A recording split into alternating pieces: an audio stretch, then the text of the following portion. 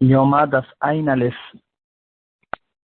Bonjour, à partir de la Moudbet de notre Daf, on va voir la Sugia qui parle des Bigdei Kiona, les habits spéciaux qu'avaient le Kohen et le Kohen Gadol. On va essayer de le résumer aujourd'hui de quoi ils avaient l'air. Donc peut-être pour certains ça sera qu'une Chazara ou un rappel.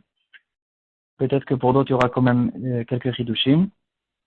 On peut le retrouver ici dans la référence du Rambam qui se retrouve sur la Gemara et de manière générale, bien sûr, ça se trouve dans Parashat Tetzaveh.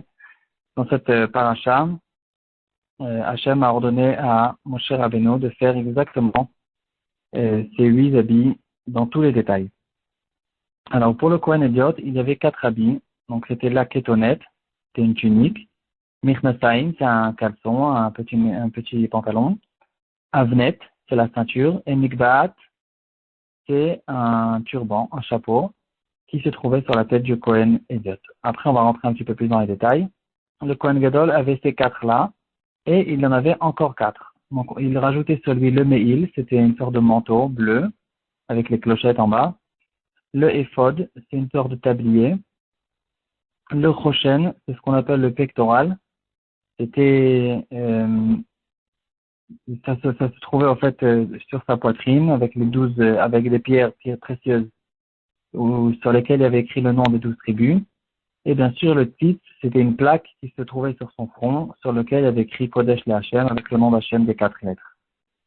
Et donc, tous les habits en fait, de manière générale, les habits que tenaient le Kohen Gadol et le Kohen Ediot, chaque habit avait une ségoula spéciale de pardonner sur quelque chose d'autre. Par exemple, le Avnet, donc la ceinture, elle pardonnait sur les mauvaises pensées. C'est la raison pour laquelle le Avnet, il y aura un remède là-dessus.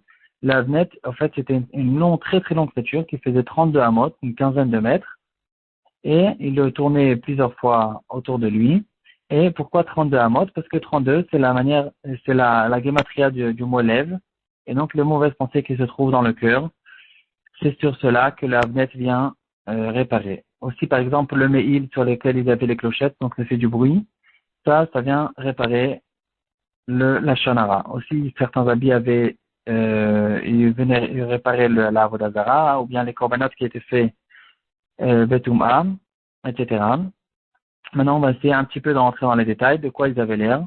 Donc, c'est un petit peu difficile de les faire passer par téléphone, mais de manière générale, aujourd'hui, il y a déjà suffisamment de livres modernes avec des dessins, et on peut voir exactement de quoi ils avaient l'air. Donc, la kétonette, donc on reprend maintenant les 4 habits du Kohen Ediot. La kétonette, c'était justement la longue tunique, elle était toute blanche.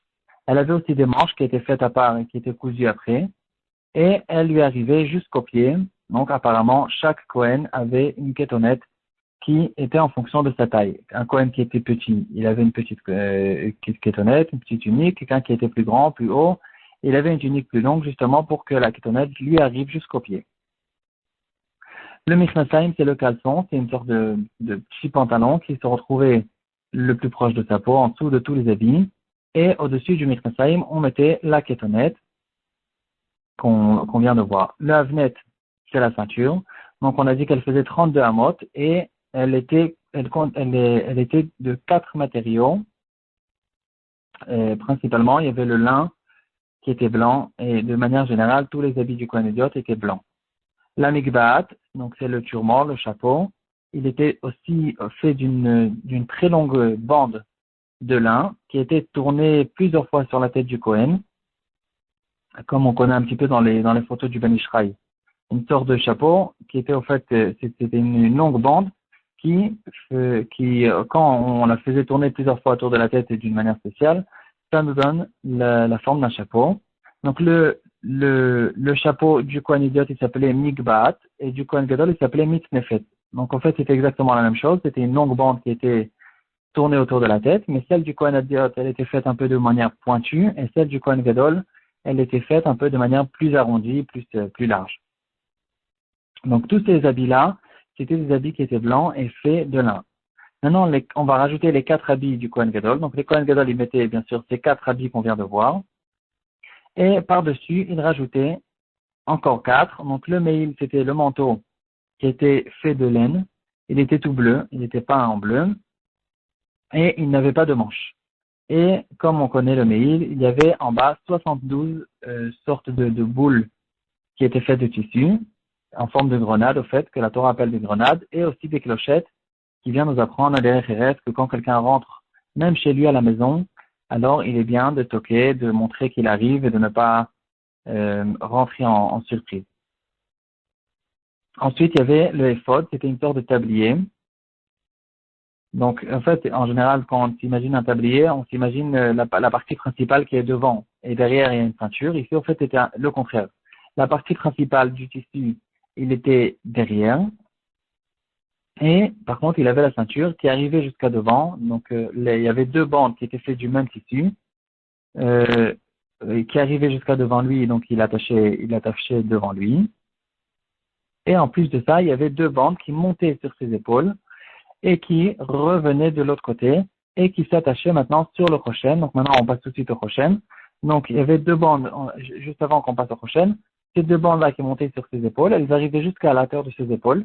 À la hauteur de ses épaules, il y avait deux pierres précieuses des deux côtés, une de chaque côté, des pierres précieuses immenses, sur lesquelles il y avait gravé le nom des 12 Shvatim, 6 de chaque côté.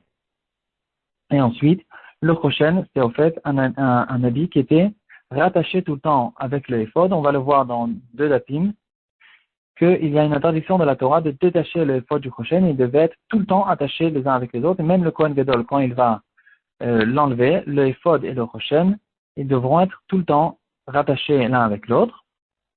Donc, le éphod et le Rochen, les deux, ils étaient faits avec un fil qui contenait 28 brins. Et maintenant, ils étaient rattachés l'un avec l'autre avec des chaînes en or. Donc, on revient maintenant, en fait, aux bandes qui montaient sur les épaules du Kohen Gadol, qui arrivaient jusqu'à son épaule. À partir de son épaule, il y avait deux petites chaînes en or qui nous attachaient avec le Rochen. Le Rochen, en fait, c'était une sorte de rectangle qui était fait aussi de tissu. Et il était replié en deux. Ça nous donnait deux carrés. En fait, ça nous donnait un carré double. Et à l'intérieur, on rentrait les Urim et Tumim. C'était un Shama Meforach spécial qui nous donnait une kedusha incroyable justement à ce Rochen, qu'on appelait les Urim et Tumim, et que, au courant des générations, chacun qui avait une question à poser à Hachem, on va le voir bientôt dans un ou deux dapim, la Gemara va nous décrire exactement comment on faisait, et les lettres qui se trouvaient sur les pierres. Donc, il y avait les 12 pierres, donc il y avait 4 rangées au fait de pierres, donc 4 rangées de 3 pierres chacune, ça nous donnait 12 pierres, sur lesquelles il y avait écrit les noms des 12 Shvatim. Et encore, il y avait écrit Abraham, Yitzhak et Yaakov, dispersés en fait sur toutes les pierres, Shifté et Shurun. Ça nous donnait pratiquement toutes les lettres de l'alphabet. Et chacun qui avait une question, il pouvait demander justement au Urim et Tumim, les pierres, elles éclairaient, elles lui donnaient une réponse. Donc ça, c'est au fait le Ephod et le Rochen. Et pour finir, il y a sur le front du Kohen Gadol une plaque en or sur laquelle il y a écrit Kodesh le Hashem, avec le nom, pour le coup, le nom d'Hashem que de 4 lettres, de Yud Kei Vav Kei. Et le titre, il était attaché avec un ruban, donc il y avait 2 trous sur les 2 côtés. Et il y avait un ruban bleu qui, au fait, faisait le tour de sa tête, qui était rattaché derrière. Et en plus de ça, il y avait aussi un ruban bleu. Il y avait un trou aussi à la hauteur du titre.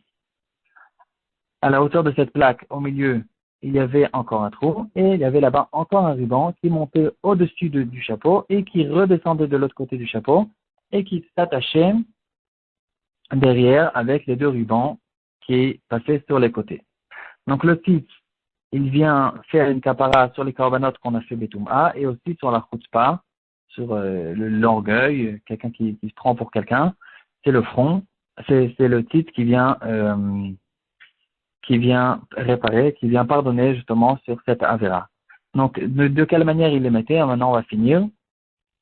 Donc, le Kohen Gadol, il s'habillait apparemment au début comme un Kohen Idiot. Donc, il mettait en premier le caleçon, par-dessus la tunique, par-dessus la ceinture, et en plus de ça, il y avait le chapeau. Ça, c'est le Kohen Idiot. Le Kohen Gadol, il mettait par-dessus, en fait, au-dessus de la tunique et de la ceinture, il mettait justement le Meil, le manteau bleu, et par-dessus le Meil, il y avait le Ephod et le Rochen, qui étaient rattachés l'un avec l'autre. Et aussi, en plus de ça, il y avait la plaque d'or sur le front. Ça lui donnait les 4 habits du Kohen Gadol.